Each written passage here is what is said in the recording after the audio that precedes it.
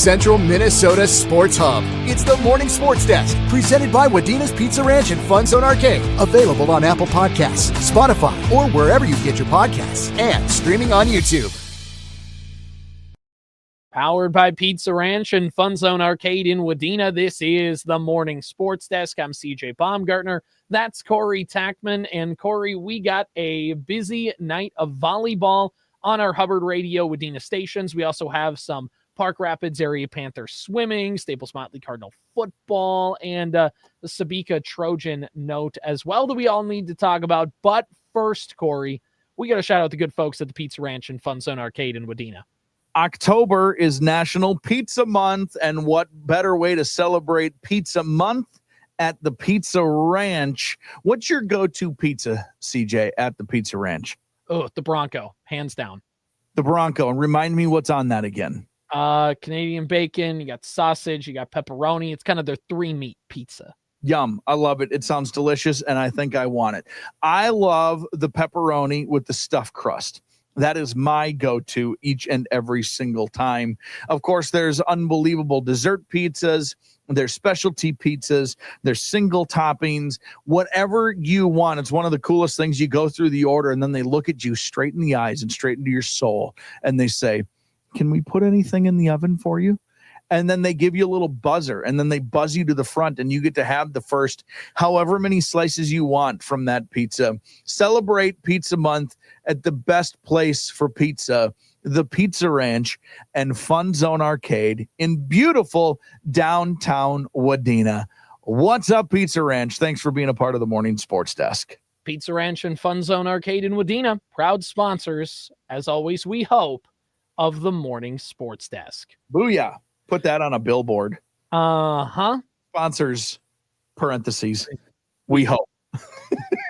Parentheses, or you put it in quotation marks or whatever. You know, you just, we hope. I have I have to stand up today. Okay.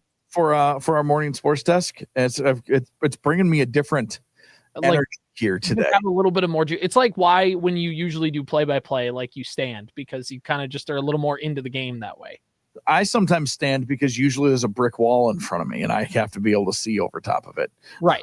Exactly. It's like, all right.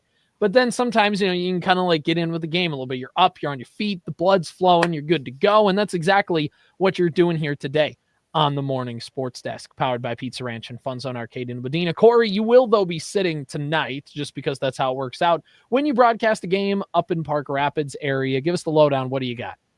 Yeah, Park Rapids area Panthers hosting the Staples-Motley Cardinals. This is a Heart of Lakes Conference matchup, and it is an important one for both of these teams because both teams are still looking for their first HOL victory. Staples-Motley on the road tonight comes in with a 6-17 overall record. They're 1-5 in 6 AA play, and we'll take a look at that section standings here in just a moment. They're also 0-5 in Heart of Lakes Conference play. If you include tonight, CJ, 3 matches left in the regular season for Staples-Motley. They're at Park Rapids tonight, Thursday at home versus Pelican Rapids, and then Tuesday of NBA week next week, the 14th, at home versus the defending state champion Holly Nuggets. The Cardinals are in Section 6 AA. Albany is the top team there, and it's a loaded 6 AA. Albany, Pequot Lakes, Minnewaska area, Sauk Center, the 4 seed. Why is Sauk Center important here? Well, with their QRF value of 111.7 and a rank of 16, the 4 seed Sauk Center Main Streeters would host the Staples-Motley Cardinals with a 52.3 QRF value and a 98th QRF rank in the opening round of the 6 AA playoffs if they were to start today. Now, when you take a closer look at those QRF values, is it likely that Sauk Center would move or Staples-Motley would move? No, not necessarily. But, you know, if Sauk Center runs into a gauntlet here and loses a couple, they could drop some spots. Staples-Motley gets hot here. They could gain a spot and might change some matchups. But it's just important to start looking at those things right now. Park Rapids area Panthers will be on their home floor tonight. They're 4-16 overall. They're 2-6 in 8 AA play. Also 0-5, like we mentioned, in HOL play.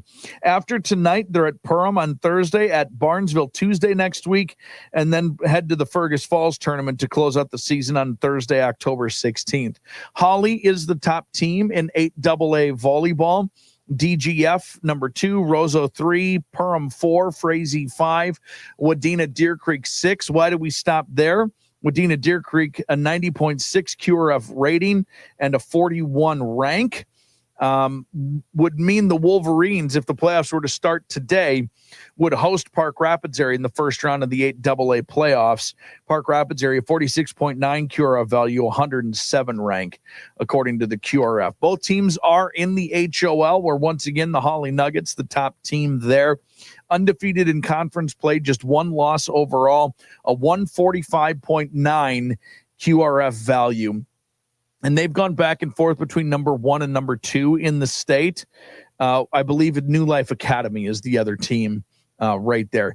DGF 2, Perham 3, Frazee 4, Breckenridge 5, Barnesville 6, Pelican Rapids 7, Staples-Motley 8, and Park Rapids area 9 in the Heart of Lakes Conference standings. These are the only 2 teams still looking for their first conference win.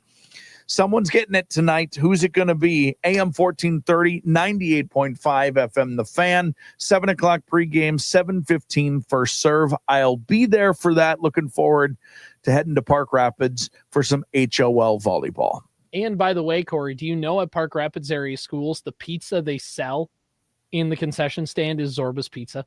Is that right? I did not know that. That sounds amazing. And bring me some. Mm-hmm. I want some. Thank you. This is a call out to the good folks at Park Rapids area. If somebody just wants to be Corey Tackman's best friend for the night. Give me pizza, please. Thank you. Please and thank you. I will try to be polite about this.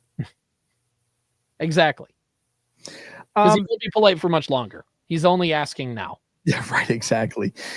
Speaking of Park Rapids area, we talked about it a little bit yesterday, but remember they had some records broken in the pool. Yes. You remember that story? Yes. Yeah. And by the way, Corey, it's taken another interesting wrinkle and just a really cool wrinkle. So Avery Schuler, of course, set a record in Park Rapids area Panther swimming a week ago. And not only that, then we had an opportunity to share on the Sports Cow Facebook page something else really, really cool that they're doing. Corey, look at this as I pull it up here on the screen.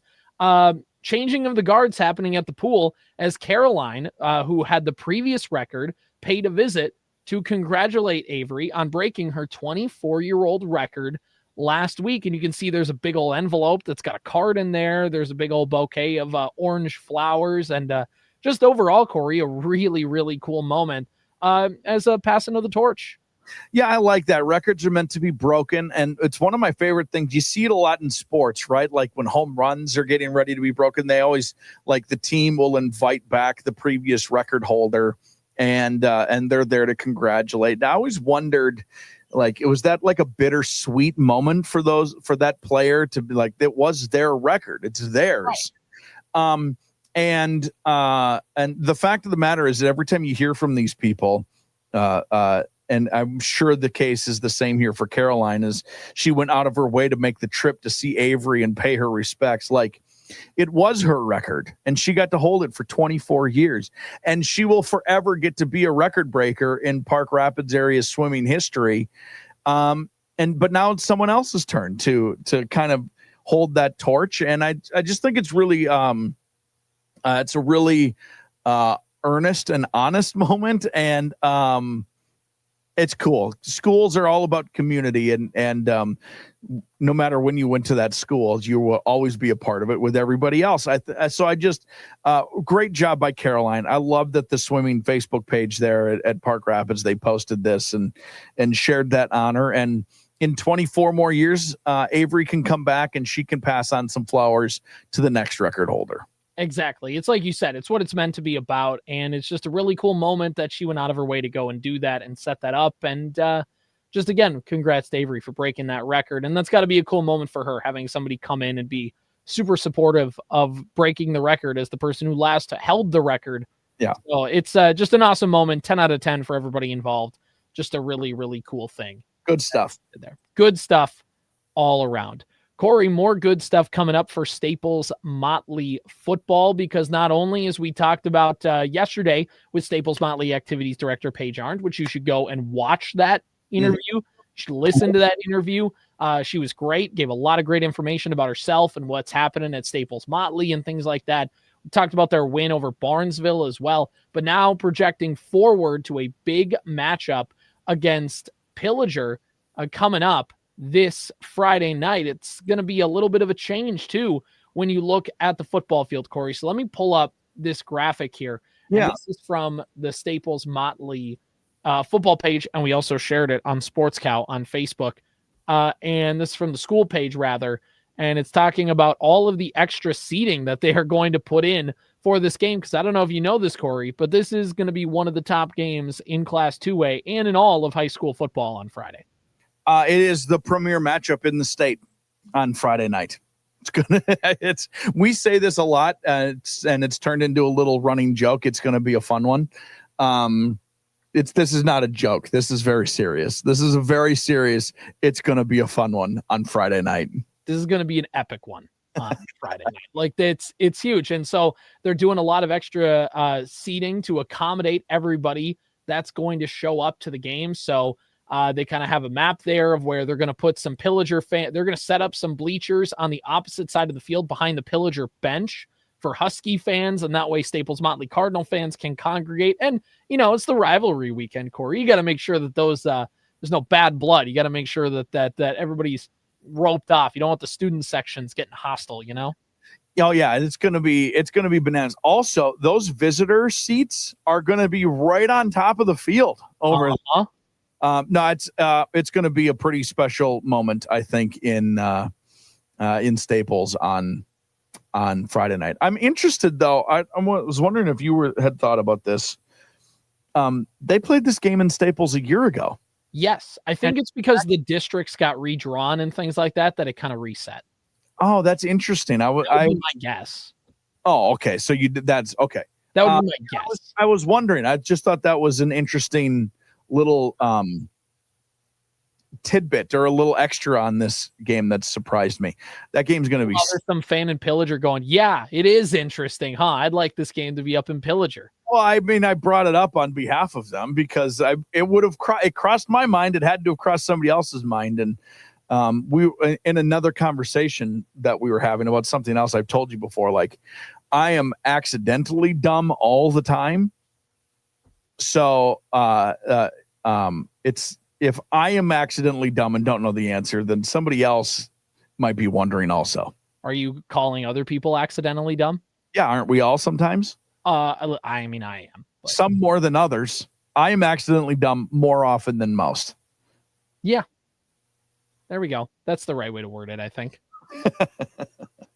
All right, Corey, we got another volleyball game on the airwaves tonight. We got it on the Superstation K-106, 105.9 FM, streaming online at WadenaRadio.com, or the Superstation K-106 mobile app. It has a 7 o'clock pregame, a 7:15 first serve, Section 5A regular season volleyball between the Sebeka Trojans and the Pine River-Backus Tigers. And Corey, correct me if I'm wrong, was this section title game, section semifinal game a year ago? Where these two teams met up in the postseason deep in a trophy game, and I know you were there for it. I called all of them too. This would have had to have been a subsection championship, because they have to be on the same side. Yes, they are on the same side this year. So this would have been a subsection championship from a season ago.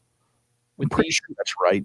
Yeah, and these two teams look different than a year ago, obviously, with both teams competing for that section run. Both teams still, by the way, very much alive in a wide open Section 5A this year. Right now, as you take a look, well, now they're on opposite ends of the subsection this year, so maybe they did.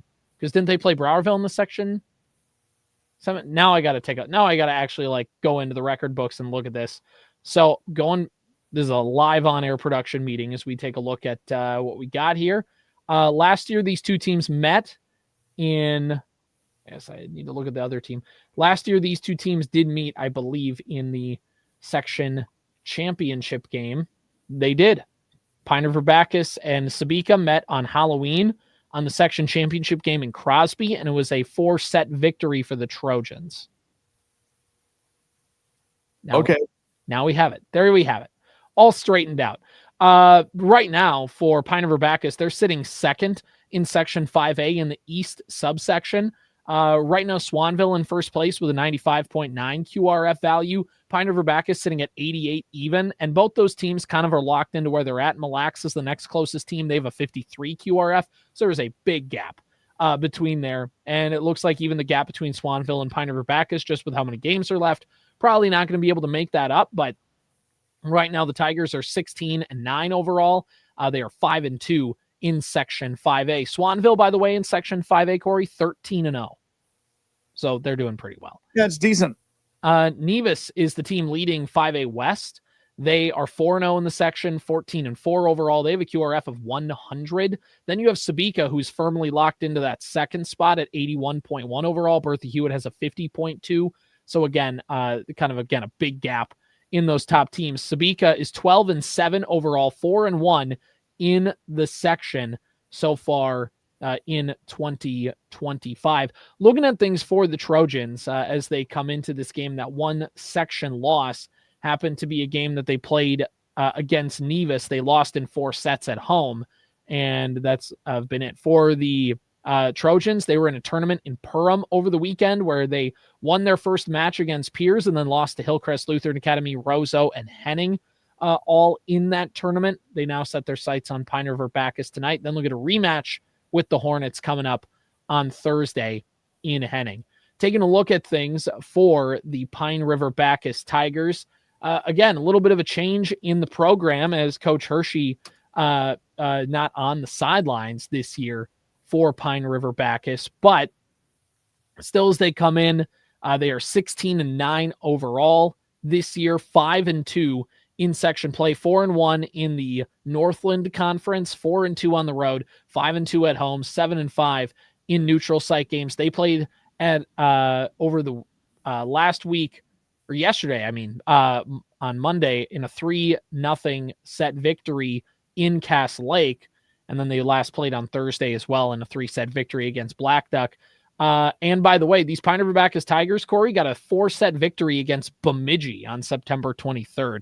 That's the last time they've lost the set, was in that match against Bemidji. The last time they lost a match was on September 20th at the Midwest Volleyball Warehouse when they lost to Westbrook Walnut Grove. So this is a Pine River-Backus Tiger team that's finding their stride at the right time. They play Sebeka tonight. They got Northome Killier and then Walker Hackensack Akeley, a couple conference matchups to wrap up their season.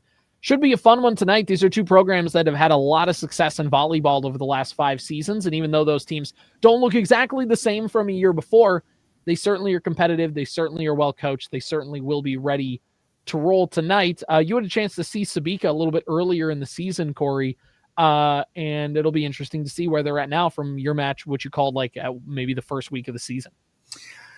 Yeah, I think it was the first week of the season. The point is in Section 5A is when you get down to it, Sebeka and Pine River are just always going to be in it. They're just, if you are going to have to go through Sebeka and Pine River to make anything happen for your team, just period. That's just how it works. So this is a good now barometer for both of these programs with section tournaments 2 weeks away. Exactly. There's not much time left before we start rolling into sections, which is crazy to think about. Most teams are wrapping up conference play. Maybe there's a tournament left for a team, but overall, it's coming down to the wire here for all these schools. By the way, the section tournaments are in 2 weeks, literally. Crazy. The Pine River-Backus volleyball team is head coached, by the way, by Krista Christensen. She is the new head coach roaming the sidelines there for Tiger volleyball. If I'm not mistaken, and forgive me, Pine River-Backus fans, for I believe Chris has been on the coaching staff she's been a part of the program. Yeah, that's correct. So anyway, now I'm going to sound like an idiot or not. I don't know. Well, we can take a look back at last year's coaching staff. I think I said accidentally dumb all the time. This is one of those. This is one of those moments. Well, it all works out. So, all right, let's take a look to Speaking of which, for Sebeka, one last thing to kind of wrap up the podcast with. This happened last week, but now, fitting with we have the Trojans on the airwaves tonight. It's a good thing to talk about, Corey. One Trojan volleyball player get a big milestone over the week when Kyla Watson got her 1,000th career dig last week. Get her a shovel. That's a lot. Yeah, congratulations to Kyla. She's been a really nice volleyball player for a very long time and has been a part of some really good teams and the central part to those really good teams. And now, as a senior on this program, for her to get those recognition, I'm going to go out on a limb here and say Kyla has some of the best offensive vision I've ever watched. Like, she just finds the openings in the defense better than anybody else, and she can swing it from the middle a little bit, but she'll tip kill you to death. She's she's just a really fun player to watch, and a heady player and a smart player. And that's offensively speaking. You add 1,000 digs to the mix. Turns out she's playing a little defense in her career too. Exactly. All right, that's going to wrap things up on today's show. This, once again, the Morning Sports Desk, powered by Pizza Ranch and FunZone Arcade in Wadena. See you tomorrow. Powered by Wadena's Pizza Ranch and FunZone Arcade. Follow the Morning Sports Desk on Apple Podcasts, Spotify, or wherever you get your podcasts. And watch every show on YouTube.